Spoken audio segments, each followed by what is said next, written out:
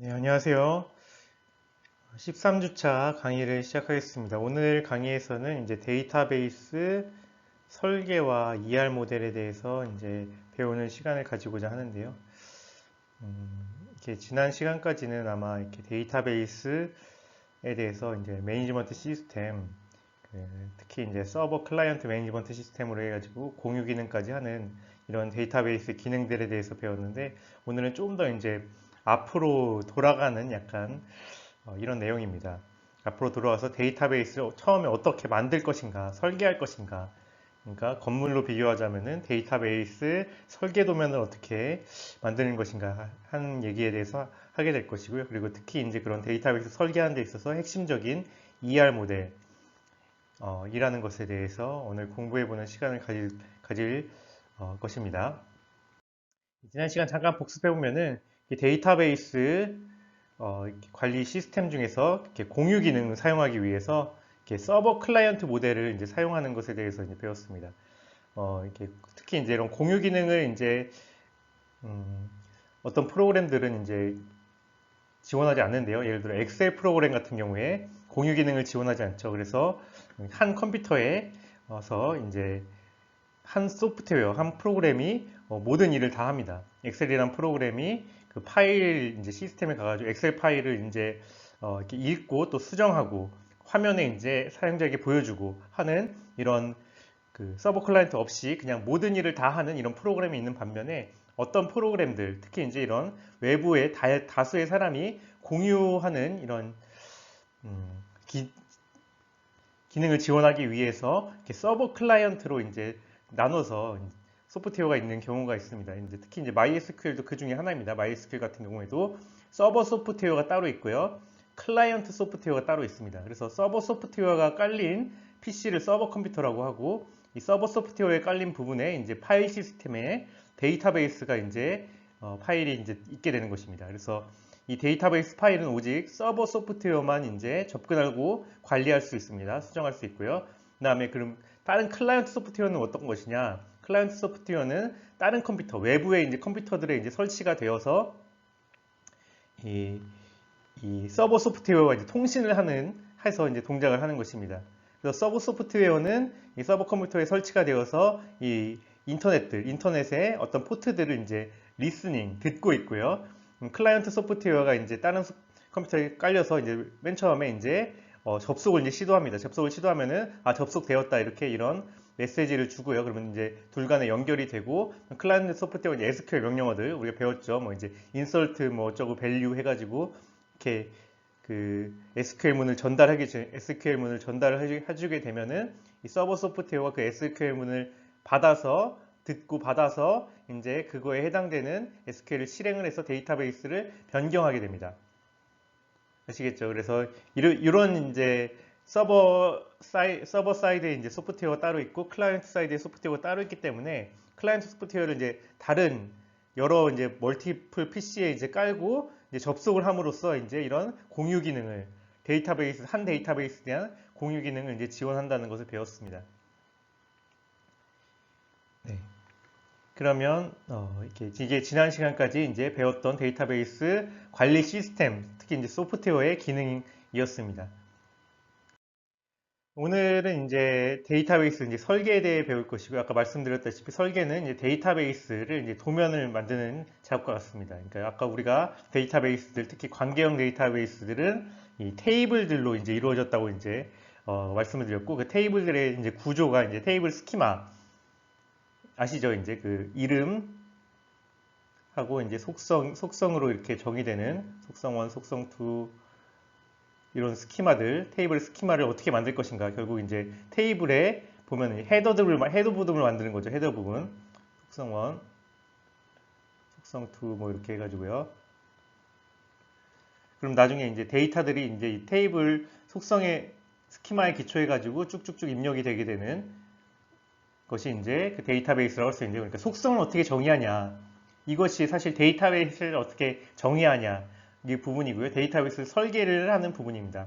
테이블을 몇 개를 만들 것이며 어떤 내용을 가진 테이블 속성들을 몇 개를 만들 것인지 이게 데이터베이스 설계고요. 이 데이터베이스 설계를 저희가 이제 배우진 않았었죠. 일단 설계가 다 돼 있다고 거의 가정을 하고 데이터도 어느 정도 집어넣어 있다고 가정을 하고 이것을 어떻게 관리할 것인가 이런 내용들을 많이 주로 배웠었는데요. 특히 이번에는 이제 이런 어떻게 설계를 할 것인가에 대해서 제가 이제 공부하는 시간을 가지겠습니다. 그래서 데이터베이스 설계의 중요성과 목표를 이해하고 데이터베이스 설계 5단계를 이해하고요. 특히 이제 5단계 중에 핵심이 되는 게 ER 다이어그램, 요 ER 다이어그램을 이해하는 내용을 이제 공부하고자 합니다. 그리고 요구사항 분석, 뭐 개념적 설계, 논리적 설계 이런 5개 단계가 있거든요. 이 5개 단계에 대해서도 이제 배우는 시간을 가지도록 하겠습니다.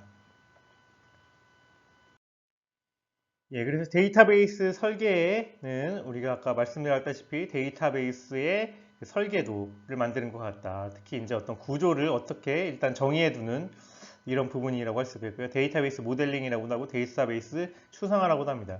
여기서 이런 추상화 같은 단어 같은 경우에는 컴퓨터 분야에서 많이 이제 쓰는 단어입니다. 추상화한다. 추상화한다는 것은 뭔가요? 추상화한다는 것은 그 어떤 대상에 대해서 특정한 정보만을 이제 남겨놓고 그 어떤 이제 어떤 관점에 있어서 관점에 해당하는 정보만 남겨놓고 나머지는 이제 이렇게 없애고 안 보는 이런 감추는 이런 것을 추상화라고 합니다. 예를 들어서 이제 저에 대해서 이제 추상화를 한다고 생각해 보면은 저는 일단 그 수원대학교 이제 데이터과학부에 이제 조교수로 있거든요. 그런 경우에 이제 저는 어떤 학교의 어떤 그런 교수로서의 관점에서 본다면은 저는 뭐 이제 교수의 이제 교수도 그 교수의 이제 직원 번호가 있죠. 4번이 있고 그 다음에 뭐 교수 저 어떤 과에 속해 있다. 그리고 지금 어떤 수업을 가르치고 있다. 이런 정보들을 이 이제 그 어떤 학교적인 측면에서 봤을 때 저의 이제 추상화되는 정보라고 할 수 있고요. 근데 감춰지는 정보가 어떤 거 있나요? 저의 어떤 개인적인 정보들은 이제 사실 그 학교의 관점에서 봤을 때는 불필요한 정보죠. 예를 들어 뭐 제가 이제 한 살 이제 11개월 된 아들이 있다든가, 예, 그 아들이 뭐 이제 귀엽다든가 남자라든가 이런 정보들은 사실 이제 추상화 관점에서 봤을 때 학교의 관점에서 봤을 때 이제 저에게서 이제 감추어지는 정보라고 할 수 있습니다. 이런 식으로 어떤 정보를 이제 취하고 어떤 정보를 이제 감출 것인가 하는 것이 이제 추상화이고요. 예를 들어 이제 그래서 이제 그런 추상화하는 것이 이제 데이터베이스적으로 추상하는 것이 설계입니다. 어떤 데이터베이스에 어떤 정보를 이제 넣을 것인가, 그리고 어떤 정보는 이제 감추고 안 볼 것인가 하는 것이죠. 그래서 데이터베이스 설계라는 것은 현실 세계의 이제 대상, 우리의 관심 있는 대상을 데이터화하기 위해서 데이터베이스 구조를 결정하는 작업입니다. 예를 들어서 이제 보유한 우리가 이제 가지고 있는 책들을 데이터베이스화하고 싶다고 해봐요. 데이터화하고 싶을 때, 그러면 일단 저장할 정보들, 이런 책을, 요런 정보를 저장하자. 이름, 저자, 출판사, 판본, 가격, 목차들을 저장하자. XML 파일로 어떤 또 이제 구조를 저장할 것인가, 어떤 포맷으로 저장할 것인가, XML 파일로 이제 저장하는 이제 데이터베이스를 만들기로 이런 설계를 한다는 것이죠. 그럴 경우 이제 설계하는 부분은 XML 형식으로 이름, 저자, 출판사, 판본 가격, 목차를 이런 그러니까 데이터베이스 설계는 데이터베이스의 틀을 만드는 겁니다. 이런 틀을 이렇게 결정하는 것이 데이터베이스 설계 작업이라고 할 수 있습니다. 그럼 이런 틀이 결정되면 이제 데이터 입력을 어떻게 하나요? 이 책들 한 권 한 권을 조사하죠. 한 권을 조사해서 이 XML 파일을 완성합니다. 이렇게 뭐 예를 들어서 이제 뭐 미움받을 용기, 뭐 이런 책 이름 미움받을 용기 이렇게 여기다가 이제 미움받을 용기 해서 이제 XML 파일 하나를 만든다는 것이죠. 그 다음에 두 번째 책, 뭐 이제 이렇게 생텍쥐베리 어린 왕자 뭐 이런 식으로 해서 XML 파일을 쭉 이렇게 만들어서 XML 파일을 저장해 놓으면은 XML 파일의 책 데이터베이스가 되는 것이죠. 데이터가 입력된 데이터베이스가 되는 것이고, 근데 이런 데이터 입력 전에 해야 되는 것이 데이터베이스 설계, 이런 틀을 만드는 거, 어떤 정보를 저장할지, 어떻게 어떤 포맷으로 저장할지를 결정하는 게 데이터베이스 설계입니다. 예, 아시겠죠? 그러니까 데이터베이스 설계는 데이터베이스를 이제 만드는 데 있어서 가장 최초에 사실 하는 일이죠. 그래서 이제 그러면 관계 데이터베이스는 뭐냐? 우리가 이제 데이터베이스 종류가 여러 개 있다고 그때 배웠었죠. 관계형도 있고 뭐 계층적 데이터베이스도 있고, 그런데 이제 관계형 데이터베이스에 대해서 특별히 설계하는 것을 이제 관계 데이터베이스 설계라고 하고요. 그래서 현실 대상을 데이터화하기 위해서 테이블의 구조, 관계형 데이터베이스는 테이블로 여러 개의 테이블로 이루어져 있기 때문에 어떤 테이블을 어떤 구조의 스키마로 이제 만들 것인가 그 스키마를 일단 결정하는 작업이 이제 관계 데이터베이스 설계입니다. 그래서 이런 책들이 있다고 봤을 때 이렇게 데이터베이스 구조, 테이블 스키마를 만드는 것이죠. 책, 이름, 저자, 풀판사, 판본, 가격, 목차. 요 스키마를 만드는 작업이 데이터베이스 설계 작업입니다. 이 스키마에 따라서 이제 우리는 이제 데이터에 입력할 수 있잖아요. 이렇게 이름, 저자, 그래서 이렇게 땡땡땡 해가지고 여기다가 이제 책을 한 권, 이제 아까 전에 뭐 이렇게 어린 왕자 해서 데이터를 이렇게 쭉쭉 입력할 수가 있는 것이죠. 이제 데이터 입력 단계에서는 나중에 이제 검색 단계에서는 SQL 같이 이제 SQL 검색어 같이 이제 해서 검색을 할 수가 있고요. 이런 식으로 이제 테이블을 구조를 결정하는 것이 관계 데이터베이스 설계의 작업입니다. 아시겠죠? 그래서 관계형 데이터베이스의 설계도, 틀을 만드는 것이 관계 데이터베이스 설계 작업입니다. 근데 이제 관계형 데이터베이스 설계는 난이도에 따라서 어떤 대상이냐에 따라서 두 종류로 나눌 수 있는데요. 첫 번째는 단일 종류 대상이 있고요. 그다음에 이제 복잡한 이제 시스템에 대한 설계가 있습니다. 이렇게 두 종류로 나눈 것은 이제 두 종류가 난이도가 너무 다르기 때문인데요. 단일 종류 대상에 대해서 이제 생각을 해보면은 한 종류의 대상만 이렇게 데이터화하고 하는 데이터베이스를 가리킵니다. 예를 들어 책 데이터베이스, 책이라는 한 종류, 우리가 보유하고 있는 책에 대한 데이터베이스를 만들겠다.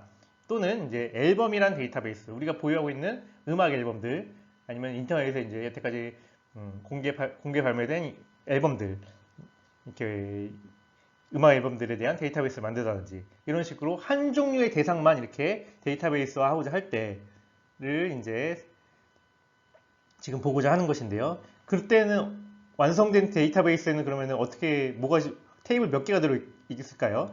단일 종류 대상에 대한 하나의 테이블만 들어있겠죠. 그러니까 데이터베이스 여기 보시면은 이 데이터베이스에 책이라는 한 종류의 이제 테이블만 이제 이렇게 있을 것입니다.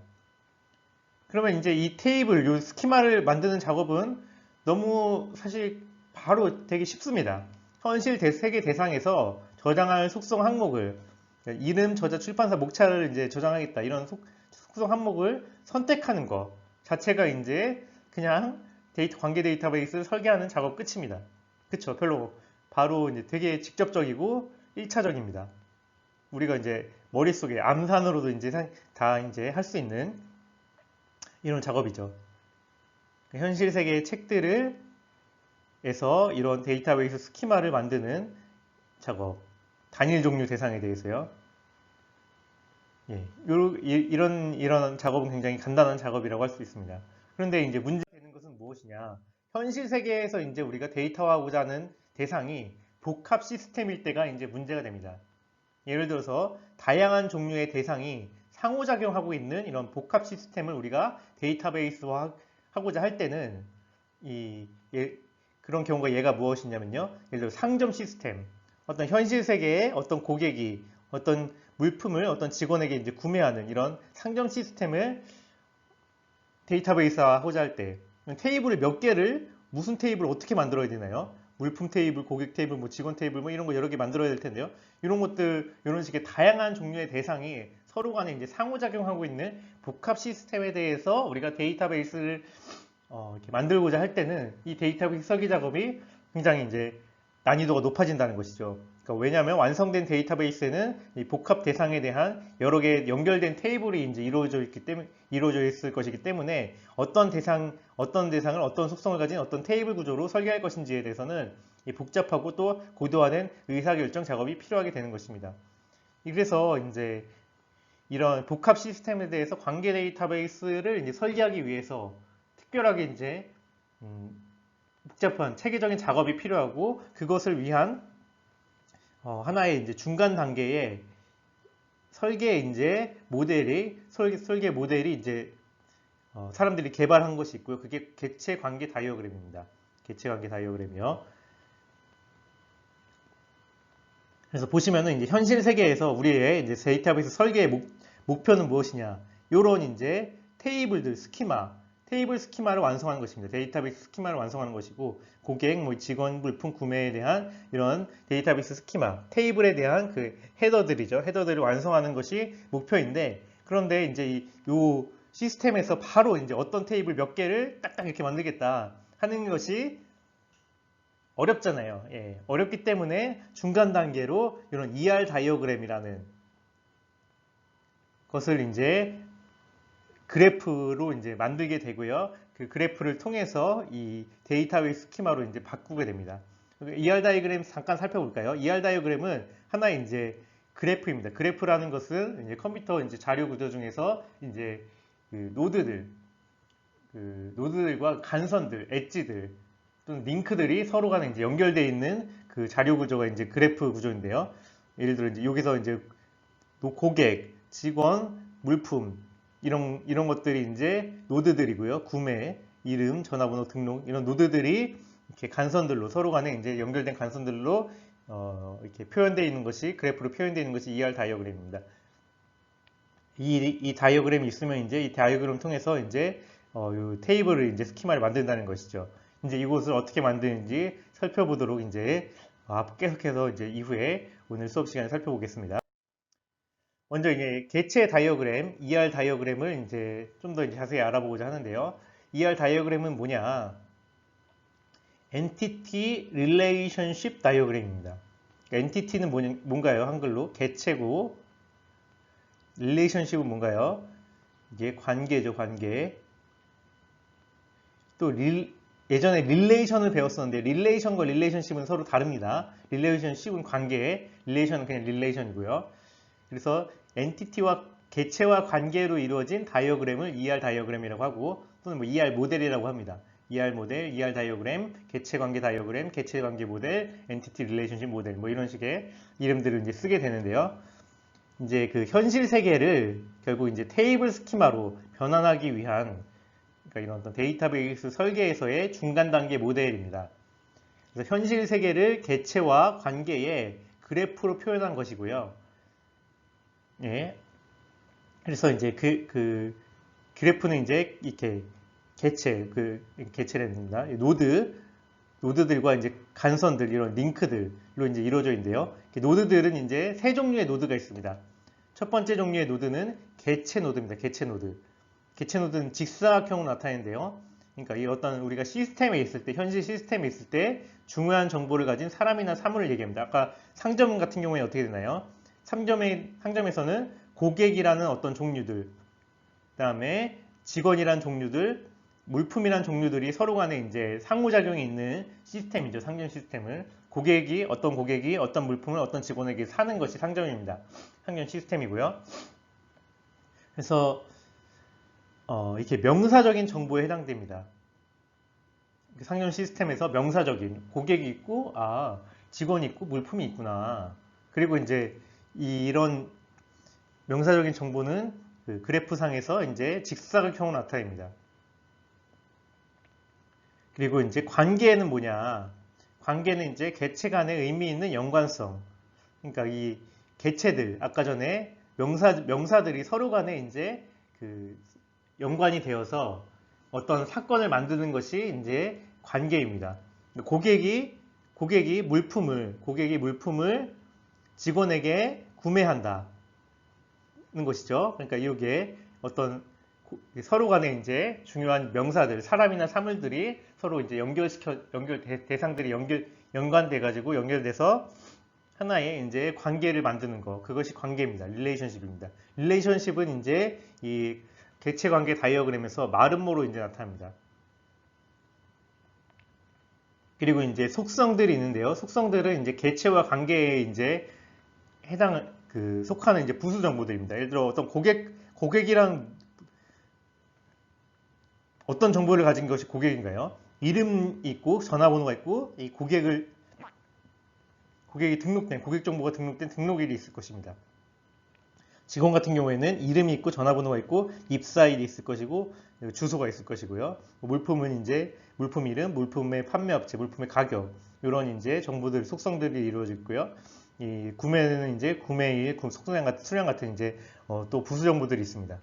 그래서 이런 것들은 타원으로 나타나게 되고 이렇게 커다란 이제 개체와 관계는 굉장히 커다란 이제 시스템을 구성하는 이제 메인 주 구성 요소라고 한다면은 이제 속성들은 이제 그 구성 요소에 해당하는 부수 속성입니다. 그래서 예, 우리는 이제 항상 이제 큰 거를 먼저 주의 깊게 보고 작은 거를 이제 보면 됩니다. 그러니까 동등하게 보는 게 아니고 큰 거를 이제 중심적으로 봐야 돼요. 그래서 큰 이제 ER 다이그램에서 핵심은 뭐냐 이렇게 그 큰 이제 개체와 이 관계로 이루어진 어떤 관계를 이제 현실 세계의 그것을 어떤 개체와 관계들의 현실 세계에서 그 상호작용들을 이 그래프로 시각화하고 추상화하는 것이 이제 ER 다이어그램이고요.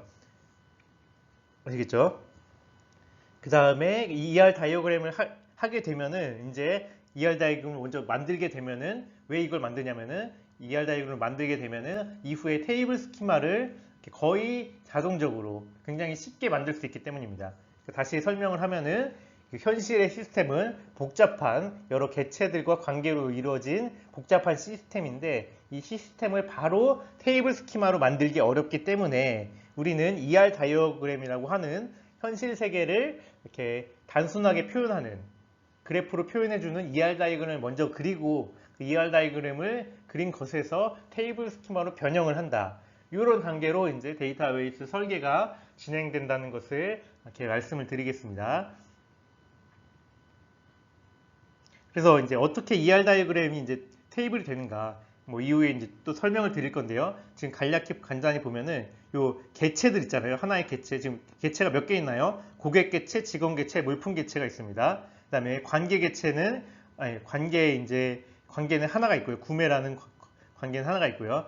요 개체 하나가 나중에 테이블 하나가 되는 것이고요. 물품도 이제 나중에 물품 테이블이 되는 것입니다. 물품 테이블 스키마가 되고요. 이름, 판매 업체, 가격이 있는 고객도 마찬가지로 이름, 전화번호, 등록일이 있는 이런 테이블이 이제 되는 것이고, 그 다음에 직원도 마찬가지로 이런 테이블이 되는 것입니다. 직원 테이블, 이름, 전화번호, 입사일, 주소가 있는 직원 테이블이 되고요. 구매도 마찬가지로 구매 테이블이 됩니다. 구매 테이블.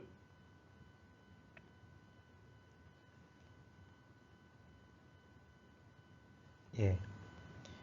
아시겠죠? 이런 식으로 이제 ER 다이어그램을 잘 만들어 놓으면 현실 세계를 ER 다이어그램으로 잘 모델링, 추상화 해 놓으면은 이 추상화된 ER 다이어그램에서 각각의 이제 개체와 관계들은 하나의 테이블 스키마로 변환된다. 이게 큰 틀입니다. 큰 틀을 잘 이해하셔야 돼요. 그러니까 다시 한번 중요하니까 말씀드릴게요. 현실 세계는 복잡한 시스템이에요. 어떤 여러 개체와 여러 관계들이 얽혀 있는 복잡한 시스템이기 때문에 이 개체와 관계들을 ER 다이어그램, 개체 관계 다이어그램이라고 하는 그래프 모델로 잘 추상화, 어떻게 보면 심플리파이, 단순화 시키는 것이고요. 이 단순화 시키는 이유는 이 단순화된 것을 단순화하게 되면은 현실 세계를 잘 파악을 하게 되고 이 파악된 단순화된 ER 그래프로부터 우리가 그 테이블 스키마를 거의 자동적으로 생성하게 된다. 그러므로 테이블 스키마를 생성하는 것이 데이터베이스 설계이기 때문에 우리는 데이터베이스 설계를 이런 순서로 체계적으로 쉽게 할 수 있게 된다는 것이 ER 다이어그램의 의의고요. 그 데이터베이스 설계의 단계, 세계적인 순서입니다. 네, 그 다음에 저는 데이터베이스 설계의 이제 주의사항을 잠깐 얘기해 드릴게요. 요거는 이제 우리가 지금 하고 있는 내용의 핵심 내용은 아니고요. 굉장히 좀 실무적인 부분에 관련된 내용입니다. 여러분에게 실무적인 부분에 있어서 좀 이제 도움을 드리고자 하는 부분에서 준비한 슬라이드고요. 뭐 이렇게 시험과 관계 없기 때문에 그냥 이 슬라이드는 편하게 들어주시면 되겠습니다. 데이터베이스 설계는 설계 전문가가 있잖아요. 우리가 이제 예를 들어 데이터베이스 설계는 어떻게 이루어지냐면은 그 현실 세계에 어떤 사람이 그 데이터베이스 설계 전문가에게 데이터베이스 이렇게 우리가 만들고자 하는데 설계해 주십시오. 이렇게 이제 요청을 하게 되면은 설계 전문가가 데이터베이스 설계를 하게 됩니다. 근데 데이터베이스 설계 전문가는 데이터베이스 설계를 독단적으로 결정하는 것이 아닙니다. 항상 데이터베이스 설계는 이 실무자, 현실 세계의 실무자와 이제 이후에 이 데이터베이스를 사용하는 응용 프로그램 개발자와 의사소통을 통해 점진적으로 완성해 나가는 작업입니다. 그러니까 예를 들어서 이제 데이터베이스를 이제 설계하는 것은 단순하게는 어떤 개인 프로젝트, 우리가 뭐 아까 전에 봤죠. 우리가 가지고 있는 책을 정리하고자 하는, 데이터 전산화하고자 하는 이런 목적에서 실시되는 가장 단순한 작은 데이터베이스 설계로 뿐만 아니고, 크게는 이제 이렇게 작은 기업들, 소기업들이나 아니면은 이제 대기업들의 시스템, 은행 시스템을 이제 데이터베이스 할 수도 있고요. 나아가서는 전체 국가적인 어떤 정부적인 차원에서 뭐 가장 크게는 뭐 이제 건강보험이라든가 아니면은 이제 뭐 연금, 국민연금이라든가 이런 큰 단위의 데이터베이스도 설계할 수가 있습니다. 근데 뭐 작은 단위는 사실 거의 뭐 우리 개인 프로젝트면은 설계 전문가가 뭐 다 알죠. 그래서 이렇게 쿵짝쿵짝 해서 만들면 되는데, 설계하면 되는데, 큰 프로젝트 같은 건 어떻게 되나요? 이 실무자와 응용 프로그램 개발자와 긴밀히 의사소통을 해야 된다는 것이죠. 또 설계 전문가도 마찬가지로 그런 큰 프로젝트들을 한 명이 아니고 한 팀 단위, 뭐 몇 명이 같이 고민을 해서 이제 설계를 이루어지게 될 것이고요. 그렇기 때문에 제가 말씀드리고자 하는 것은 의사소통이 데이터베이스 설계도 사실 굉장히 중요한 부분이다.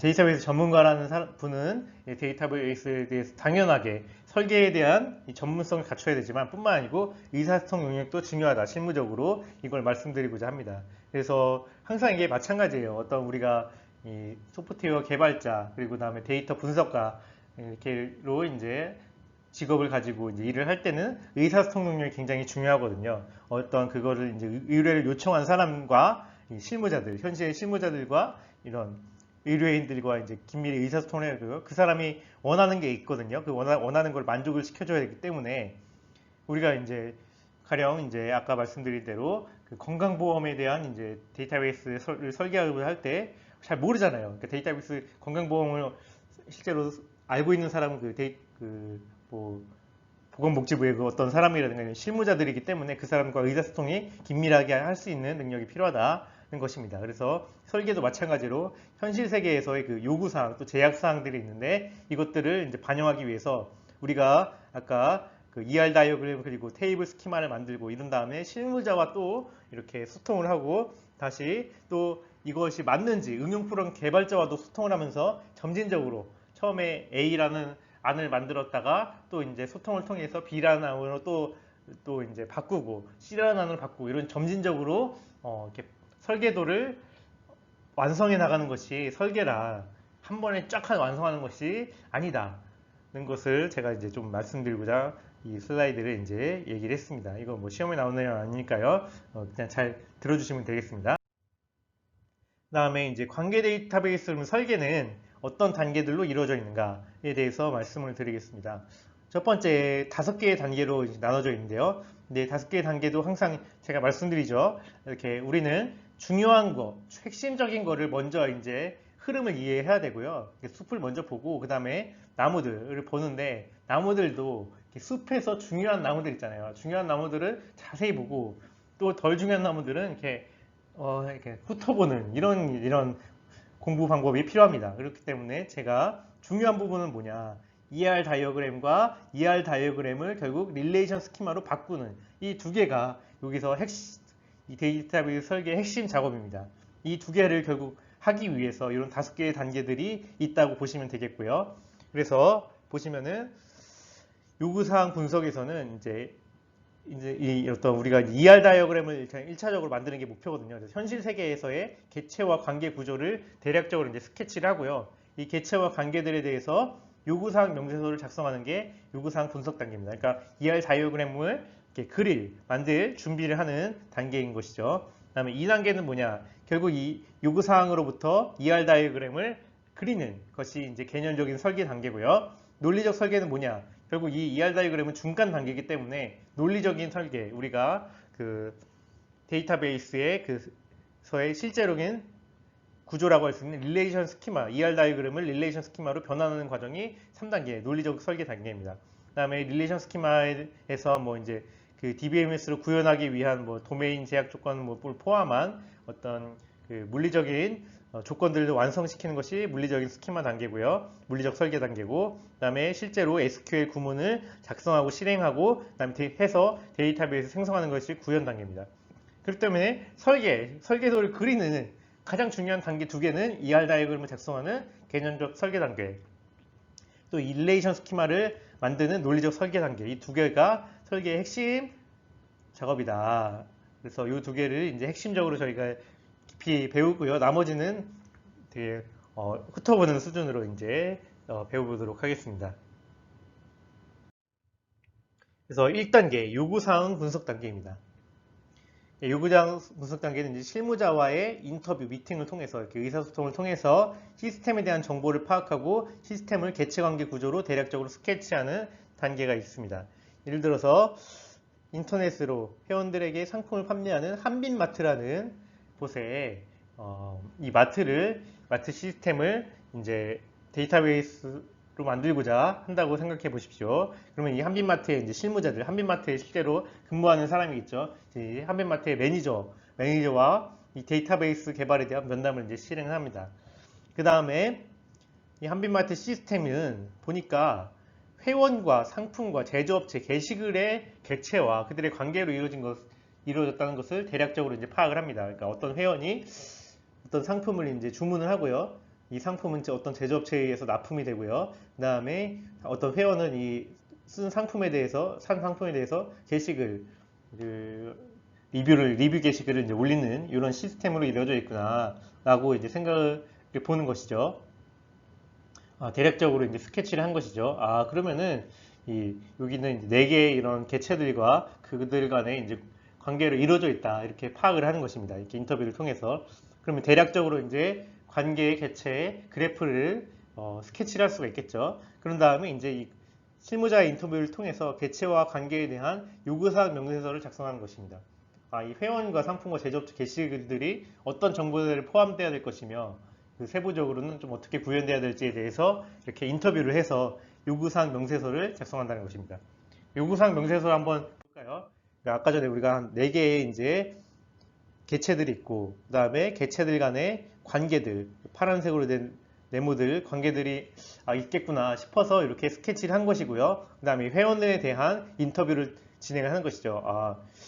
그 한빛마트 매니저에게 한빛마트 회원들은 어떤 일을 하나요? 어떤 뭐 기능을 수행하나요? 이렇게 물어보면 이제 회원은 가입하는 사람들이고요. 회원 아이디, 비밀번호, 나이, 이름, 나이, 직업들을 이제 가입할 때 입력하게 되어 있습니다.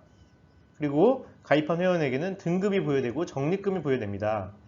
나중에 이것들이 뭐가 될까요? 속성들이 되겠죠, 속성들. 회원이란 테이블을 만들게 되면은 이 회원들의 이제 속성들에 대한 정보가 될 것입니다. 그러면 회원은 이제 회원 아이디가 뭐 중복이 되나요? 중복 안 됩니다. 회원 아이디로 식별합니다. 이러면 이제 이게 뭐가 되나요? 이게 우리가 배웠던 기본키 또는 식별자로 이제 기능을 하겠죠. 이런 식으로 인터뷰를 통해서 각각의 개체들과 그 관계들에 대해서 정보를 우리가 나중에 이제 결국 이제 ER 다이어그램을 그리고 테이블 스키마로 만들기 위해 필요한 정보들을 이렇게 인터뷰를 통해서 얻어내는 작업이 이제 이런 요구사항 분석 단계입니다. 그래서 상품은 뭔가요? 상품은 상품번호, 상품명, 재고량, 단가 정보가 이제 들어가야 될 것이고요. 그다음에 상품은 상품번호로 식별해요. 이렇게 인터뷰를 하면은 상품에 대해서 이것들이 속성이 되고 식별자가 상품번호 낼 것이다. 이런 것들 감이 이제 생기겠죠. 그럼 회원과 상품은 어떤 관계가 있나요? 어떤 회원은 여러 상품을 주문할 수가 있고요. 또 하나의 상품은 여러 회원이 또 주문할 수가 있습니다. 그 다음에 회원이 상품을 주문하면 주문에 대한 주문번호, 주문수량, 배송지, 주문일자 정보를 유지해야 합니다. 이런 식의 이제 정보들을 쭉쭉쭉 이제 인터뷰를 하는 것입니다. 사실 인터뷰를 하기 위해서도 이제 데이터베이스 설계에 대한 이후 프로세스들을 알고 있어야지 무엇을 이제 물어볼지도 이제 알 수 있겠죠. 항상 질문이 그래요. 어떤 질문을 한다는 것은 그 시스템에 대해서 대상에 대해서 어느 정도 사전 지식이 있어야지 또 더 발전된 질문을 할 수 있습니다. 그래서 이런 질문을 한다는 것은 이제 어떻게 이제 설계가 이루어질지에 대한 청사진이 있었을 때 이 질문을 할 수 있겠죠. 결국 질문들을 해가지고 구체화해 놓는 것이 필요한 정보들을 구체화해 놓는 것이 이제 요구사항 분석 단계입니다. 그러면 이제 요구사항 이런 분석 단계, 이 나머지는 뒤에는 좀 약간 생각해 볼게요. 여러분 쭉 한번 읽어보세요. 그 다음에 요구사항 분석 단계 이후에 2단계, 개념적 설계 2단계, 개념적 단계를 한번 보겠습니다. 개념적 설계 단계는 아까 우리가 인터뷰에서 만들어 놓은 이 요구사항 명세서로부터 ER 다이어그램 그래프를 작성하는 것이 개념적 설계 단계입니다. 일단 개념적 설계 단계도 ER 다이어그램도 한 번에 다 그리기는 쉽지 않으니까요. 2단계로 이제 개체 다이어그램을 먼저 그리고 그 다음에 관계 다이어그램을 그리고 두 개의 다이어그램 개체 관계를 합쳐서 이제 이 ER 다이어그램을 완성시키는 이런 단계로 이제 ER 다이어그램 그래프를 그린다고 보시면 되겠습니다. 네. 예, 그러면 개체 다이어그램부터 먼저 한번 그려볼까요? 개체는 아까 전에 몇 개가 있었죠, 우리가? 한빛마트라는 예시를 보면은 그 개체가 회원, 상품, 그다음 제조업체, 그 다음에 게시글이 있었습니다. 예, 이 네 개에 대한 다이어그램, 회원을 이제 노드로 하고 그 속성들을 이제 이렇게 하는 이런 다이어그램 만들고 상품도 마찬가지고요. 그리고 이렇게 예, 속성들을 이렇게 만들고 제조업체 게시글 또 이제 하는 요게 지금 개체 다이어그램을 작성하는 부분입니다.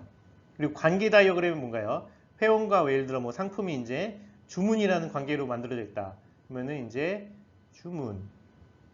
주문에 대한 또 이제 어떤 세부 정보도 있겠죠. 이렇게 연결시키는. 그다음에 상품과 제조업체는 이제 또 공급의 관계가 있겠죠. 예, 이렇게 연결시키는. 그러니까 개체가 다이어그램을 먼저 그리고 그 다음에 관계 다이어그램을 그려서 최종적으로 이제 다이어그램을 완성하는 요 설계 이제 예를 이제 보고자 합니다. 예, 그래서 개체 다이어그램 작성 특히 이제 회원에 대한 개체 다이어그램을 작성하는 예제를 한번 보여드릴게요.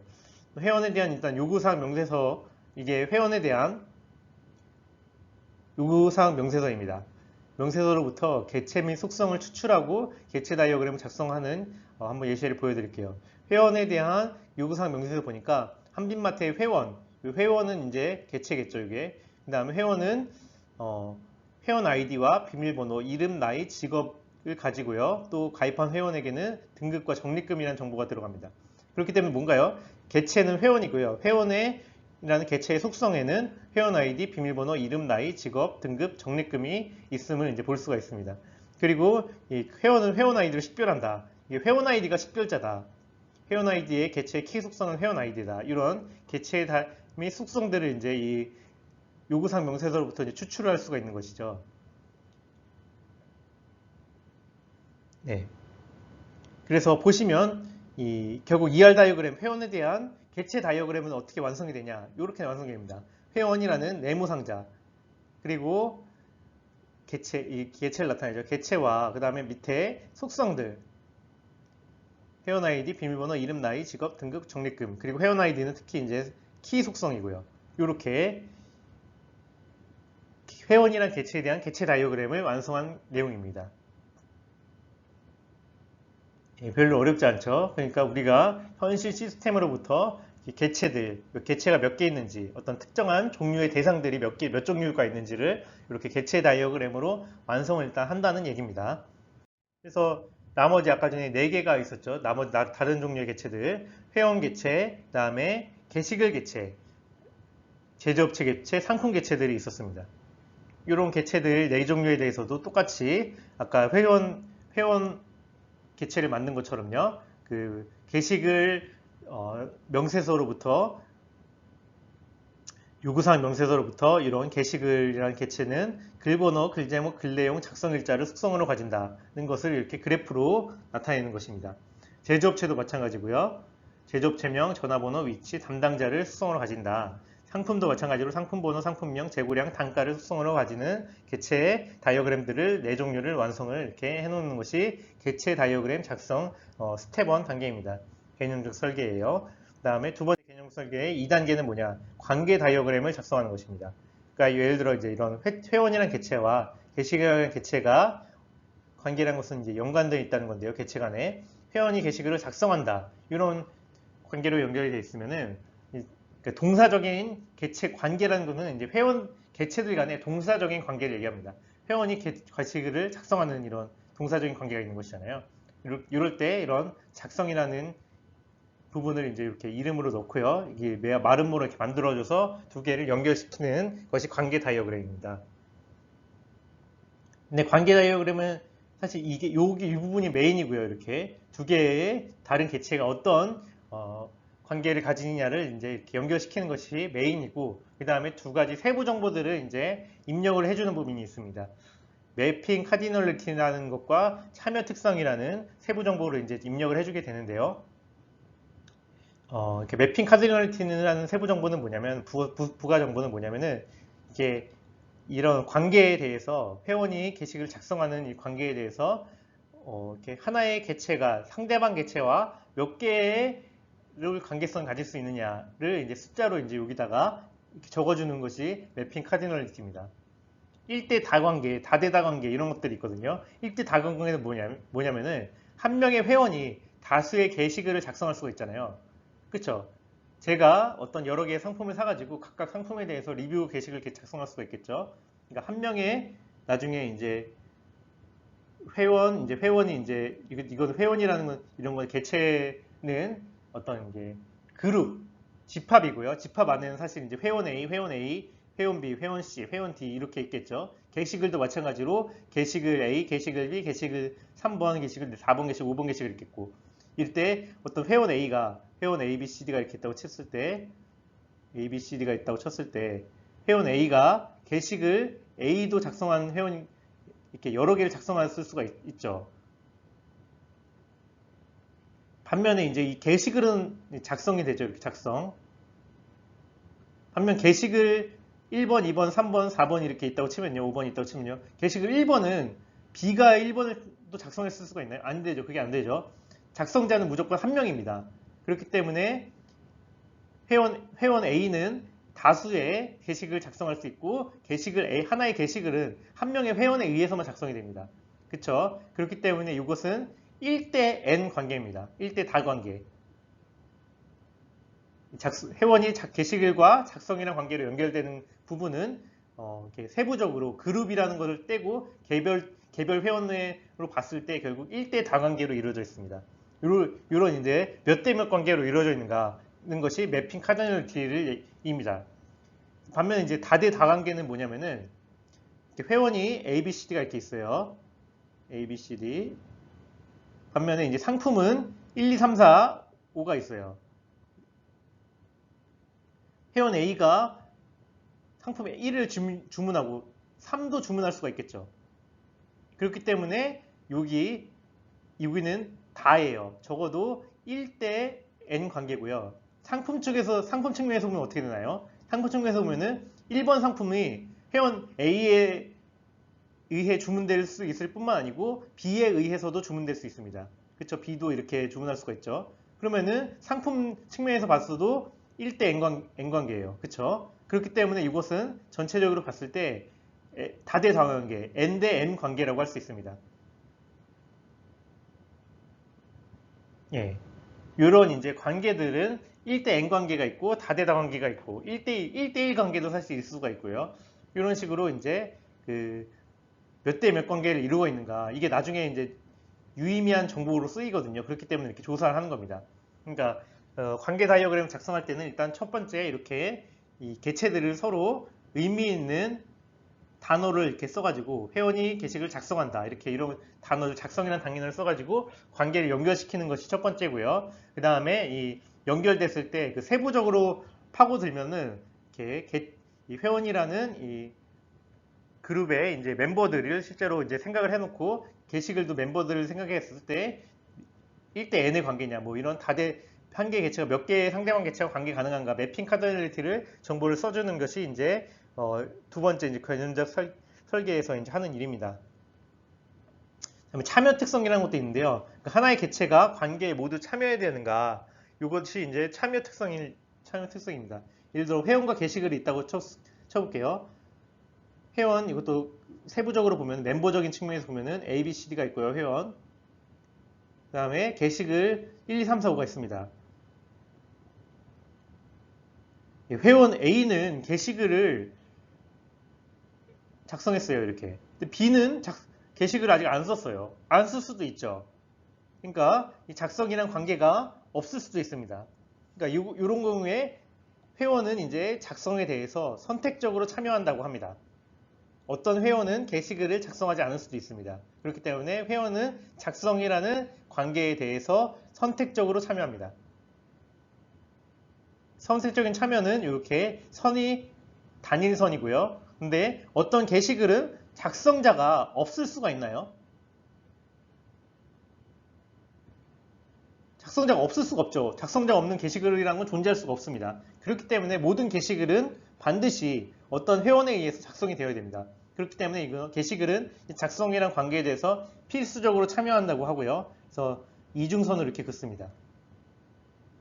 그래서 이제 그 ER 다이어그램에서 관계 다이어그램을 작성할 때는 이 관계를 이제 이렇게 이름으로 써놓고 그 다음에 해당되는 개체들을 연결시키고 그 다음에 이 개체들이 몇 대 몇으로 매핑 카더널리티에 얼마로 연결이 되는가 이 정보를 옆에 이렇게 숫자로 써주고요. 그 다음에 참여 특성, 필수적으로 참여하는 것, 선택적 참여한가에 따라서 선을 단일선 또는 이중선으로 이렇게 써주는 것이 이제 관계 다이어그램을 작성하는 과정입니다.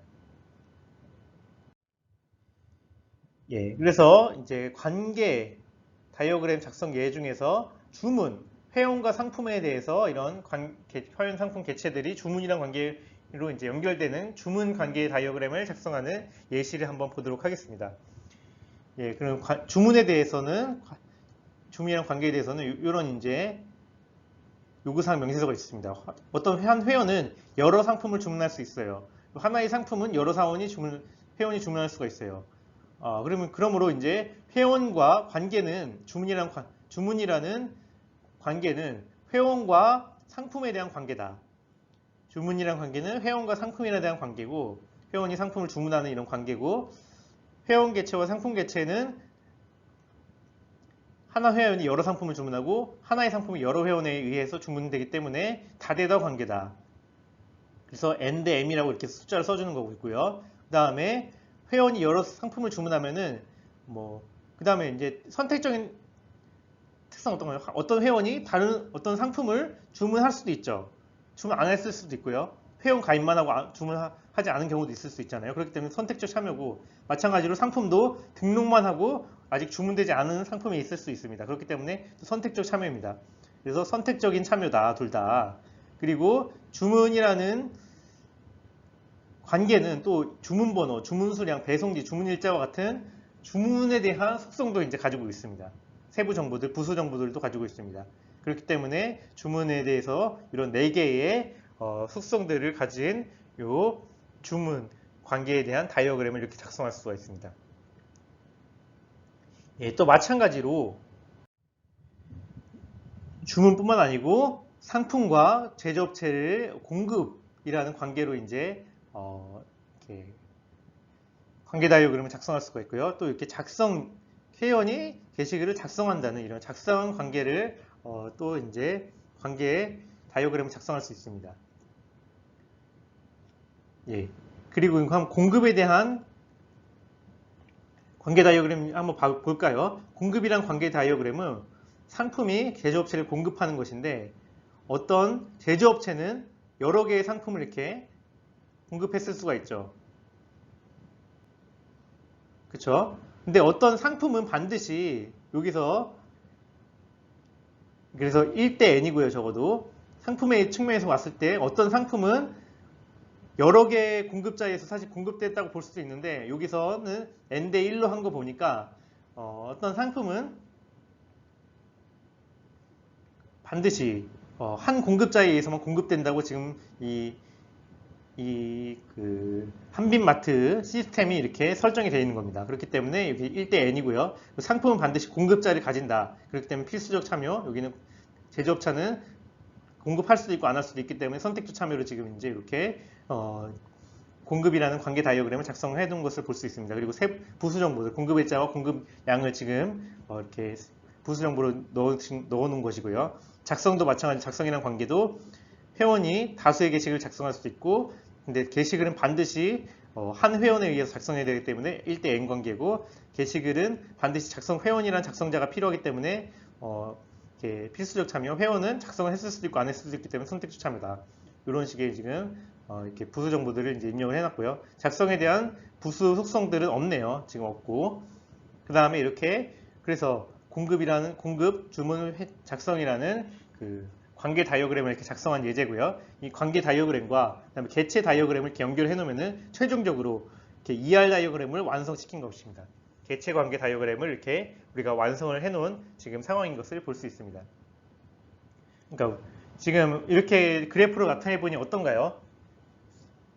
그러니까 그 한빛마트라는 것은 복잡한 시스템이 있는데 이렇게 그래프로 통해서 이렇게 좀 정리가 됐음을 볼 수가 있습니다. 그렇죠? 좀 이해가 되죠? 어떤 상품이라는 이제 개체, 어떤 상품이라는 것들의 집합들은 제조업체라는 것들과 이제 공급이란 관계로 이제 서로 간에 연결이 되고, 상품과 회원은 주문이란 관계로 연결되고, 회원과 게시글은 작성이란 관계로 연결되는구나.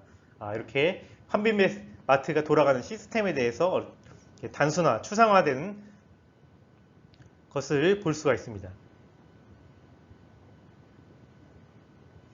그래서 이것이 최종 ER 다이어그램의 작성 예시입니다. 그럼 이제 다음 단계는 뭘까요? 근데 여기서 이제 이렇게 ER 다이어그램을 작성을 하잖아요. 그러면 아까 전에 그 실무에서는 ER 다이어그램을 가지고 다시 그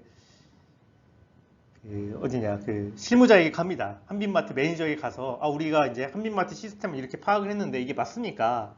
이런 식으로 이제 상의를 하면서 좀 더 이제 개선을 하는 것이죠. 이렇게 ER 다이어그램 그런 식으로 이제 피드백을 갖춰가지고 개선을 했을 때 최종적으로 완성이 되면 이제 ER 다이어그램을 통해서 이제 그 이후에 다음 단계로 넘어가서 테이블 스키마를 만들게 됩니다. 그것이 이제 3단계 논리적 설계 단계입니다. 그러니까 ER 다이어그램을 릴레이션 스키마로 이제 변환하는 이런 단계입니다. 이 릴레이션 스키마로 변환할 때도 그래서 차근차근 변환합니다. 개체들 먼저 변환하고요. 그러니까 모든 개체는 곧바로 릴레이션으로 변환하게 됩니다. 근데 이제 관계를 이제 변환하는 게 사실 문제거든요. 아까 적어도 이제 아까 상품 다시 한번 그려볼게요. 상품이 공급, 제조업체, 다음에 어떤 회원이 구매하고, 그 다음에 회원은 게시글을 작성한다. 이게 큰 한빛마트의 ER 다이어그램이었습니다. 그리고 뭐 세부적으로 이제 속성들이 이렇게 달려 있겠죠. 속성들은 이제 덜 중요하니까요. 이 큰 측면에서 보면은 요 상품들, 이 릴레이션 하나씩 되는 겁니다. 이렇게 개체들이. 그 다음에 이런 관계들은 어떤 관계는 릴레이션이 되고요. 어떤 관계는 그냥 외래키로 이 개체 릴레이션에 그냥 포함돼 버리게 됩니다. 근데 그때 이제 판단하는 기준은 뭐냐면은 아까 매핑 카디널리티입니다. 아까 전에 이게 1대 N이었고 1대 N이었는데요. 이 1대 단어나 1대1 관계는 그냥 외래키로 공급이라는 이 관계는 이 상품 쪽에 이제 그냥 속해버리는 테이블에 나중에 속해버리게 되고요. 반면에 이 구매라는 관계는 N 대 N이었거든요. 그렇기 때문에 릴레이션으로 변환이 됩니다. 그래서 총 나중에 이렇게 변환된 릴레이션 개수는 몇 개일 것이냐 보면은 이 개체들 하나, 둘, 셋, 네 개고 그 다음에 요 관계 N 대 N 관계 하나. 그래서 총 5개가 나중에 이 한빛마트 같은 경우에는 릴레이션으로 바뀌게 됩니다. 요 공급과 작성 이런은 1대 n이기 때문에 그냥 나중에 이 릴레이션 안에 포함돼 버리게 되고요. 다른 릴레이션에 나머지는 이제 이 관계 중에서도 n-n 관계는 릴레이션 새로운 릴레이션으로 바뀌기 때문에 이 그래서 이 새로운 릴레이션으로 바뀌게 됩니다. 그다음에 다중값 변환 이거는 이제 이런 내용이 있는데 다중값 속성은 새로운 릴레이션 하나 생성이 되는데 이거는 덜 중요한 내용이거든요. 그렇기 때문에 덜 중요하기 때문에 사실 그냥 있다는 것만 얘기하고요. 깊이 다루지 않겠습니다. 그래서 가장 중요한 건 뭐냐, 결국 핵심은 뭐냐. 우리가 현실 복잡한 세계를 개체 관계의 ER 다이어그램으로 만들고 설계할 때 이 설계한 것 중에서 개체들은 무조건 릴레이션이 되고 그 다음에 그 관계들 중에서 n-n 관계만 릴레이션이 된다. 그래서 총 이렇게 릴레이션을 어떻게 만들 것이냐, 우리가 그 테이블을 릴레이션 스키마를 어떻게 만들 것이냐가 그 관계 데이터베이스의 설계 작업이었는데요. 이렇게 만들면 됩니다. 개체들 그리고 n-n 관계만 릴레이션으로 만들면 릴레이션 설계의 완성인 것이죠. 그리고 나중에 이제 릴레이션들을 이렇게 완성하게 되면은 릴레이션에 대한 테이블 명세서까지 작성하게 되면은 이 논리적 설계가 완성됐다고 얘기를 하게 되는데요. 이 테이블 명세서는 이따가 또 뒤에서 봐볼게요. 그래서 이 관계형 데이터베이스의 좀 특색은 뭐냐면요. 이렇게 이 관계 중에서 이렇게 n-n 관계를 보통 이제 릴레이션으로, 그러니까 테이블로 안 만들거든요. 다른 관계형 데이터베이스 말고, 뭐 예를 들어 뭐 계층적 데이터베이스나 이런 것들은 이 관계가 있으면은 개체들은 다 이렇게 테이블로 만들어요. 근데 관계들은 다 테이블로 안 만드는데 관계형 데이터베이스의 특징은 뭐냐면은 n-n 관계 같은 경우에 릴레이션으로 만들어버린다. 테이블로 만든다는 것이 이것의 특색입니다. 관계형 데이터베이스에. 네, 그래서 일단 개체 변환에 대해서 살펴볼게요.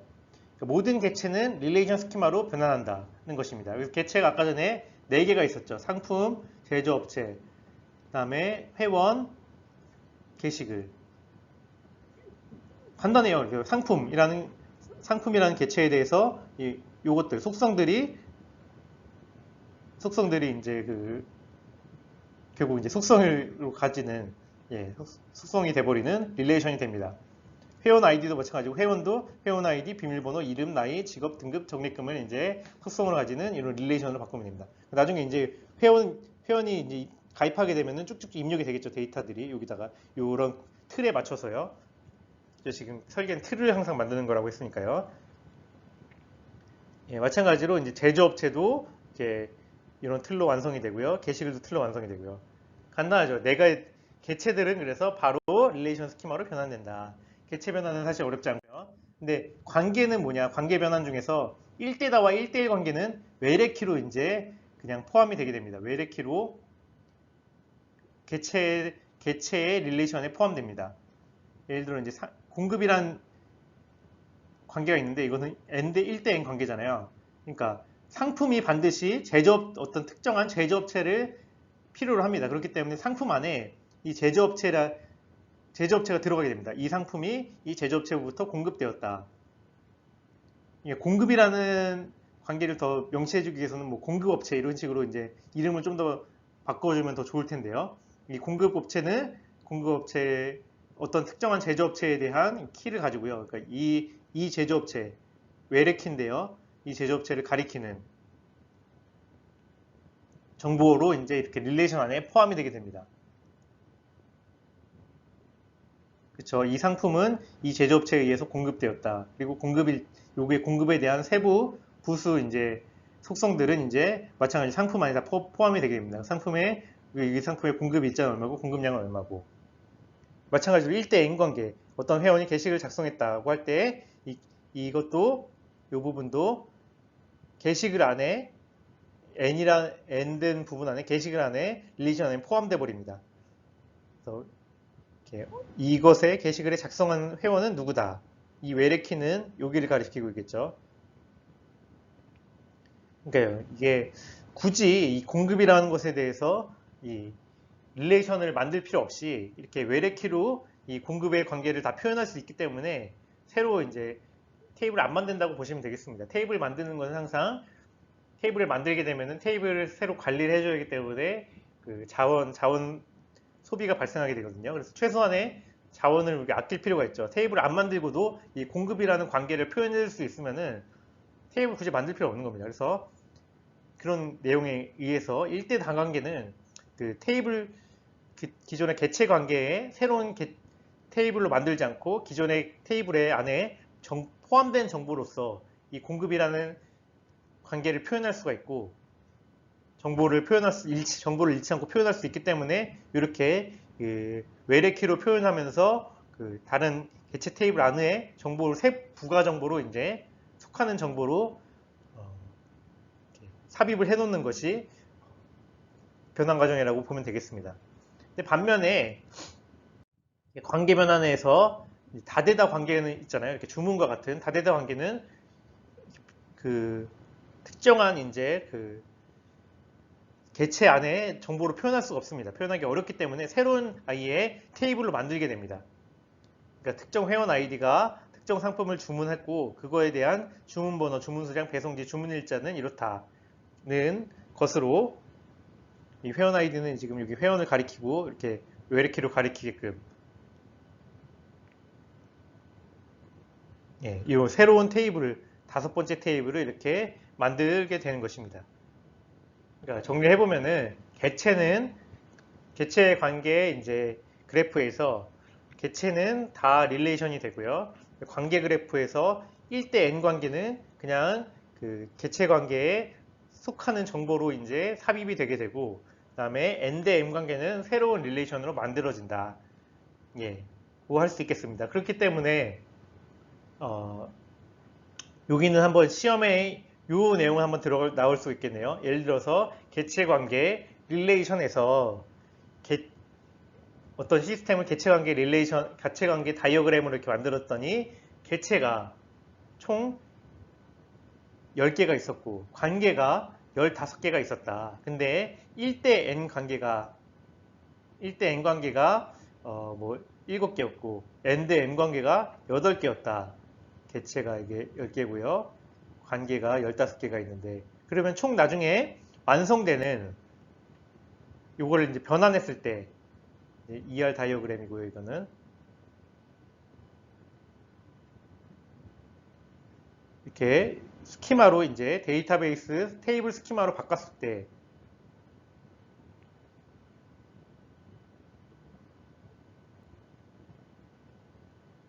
여기에 데이터베이스 스키마의 그 테이블 개수는 몇 개가 될 것인가 했을 때 10개 플러스 NDM 8개이기 때문에 총 18개가 되겠죠. 이런 식의 이제 산수들을 해볼 수가 있을 거라고 생각이 됩니다. 예, 그래서 논리적 설계는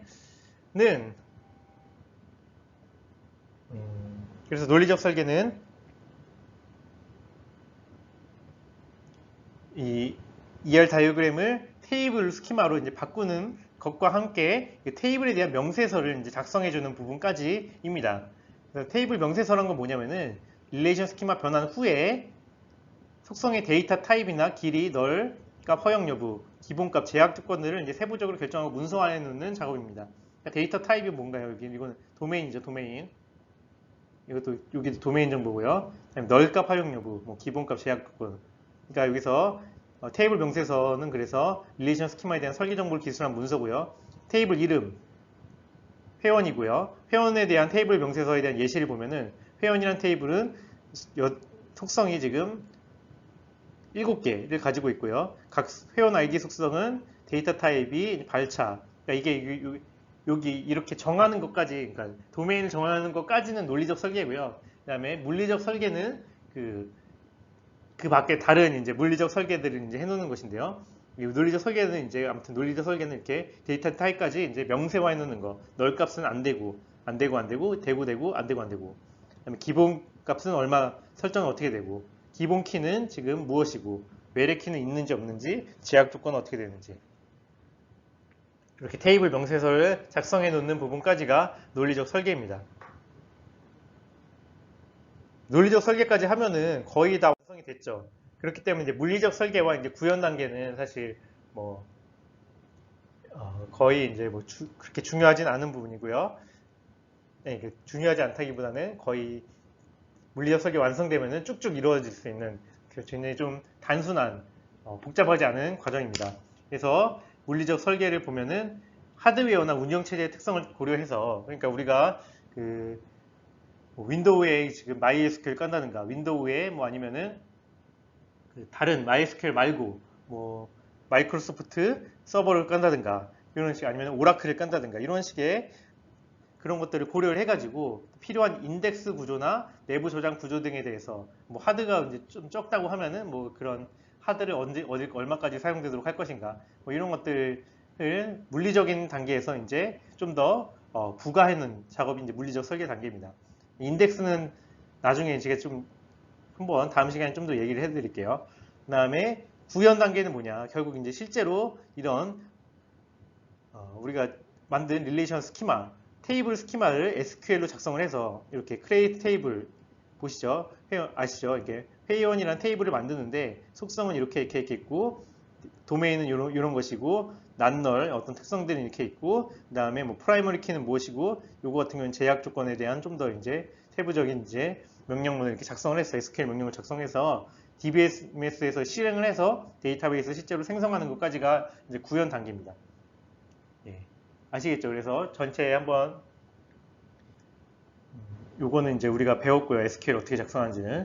전체적으로 한번 복습을 해보면 단계 데이터베이스 설계는 현실 세계 대상을 데이터화하기 위해서 데이터베이스 스키마들, 테이블을 몇 개 만들고 각각 테이블에 대한 속성들, 스키마들이 어떻게 될 것인가 이렇게 스키마 만드는 것이 관계 데이터베이스 설계고요. 특히 이제 단일 대상에 대해서는 너무 쉽습니다. 그냥 테이블 속성만 딱 골라내면 돼요. 근데 복합 시스템에 대해서는 설계가 어렵기 때문에 복합 시스템에 대해서는 특히 다수 개체가 복잡한 관계로 얽힌 현 시스템에 대해서 데이터베이스 하는 것은 어렵기 때문에 ER 다이어그램에는 과정을 거칩니다. 중간 모델을 새로 만들어서 한다. 아시면 되겠습니다. ER 다이어그램은 그 개체와 관계들의 그래프 표현이죠. 그러니까 복잡한 현실 세계를 개체 관계의 단순화된 그래프로 만들고 그 단순화된 그래프를 바로 이제 릴레이션 테이블 스키마 테이블로 만든다. 보시면 되겠습니다. 그래서 정리를 하자면은 여기서 ER 다이어그램이 뭔지 요 내용을 좀 공부하시고요. 그다음에 뭐 이걸 변환하는 이런 내용은 제가 시험에 내지는 않겠습니다. 그래서 어떤 좀 개념적인 측면에서 이해를 하시면 되겠습니다. 그리고 아까 전에 ER 다이어그램에서 그 관계 개체가 몇 개 있을 때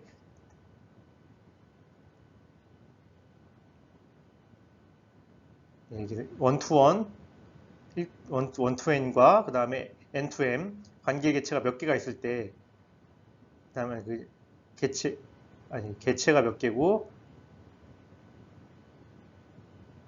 그 다음에 관계가 몇 개일 때, 관계가 이게 지금 개체가 X개 있고요, Y개 있고, Z개 있을 때, 최종적으로 릴레이션 변환을 했을 때, 최종 릴레이션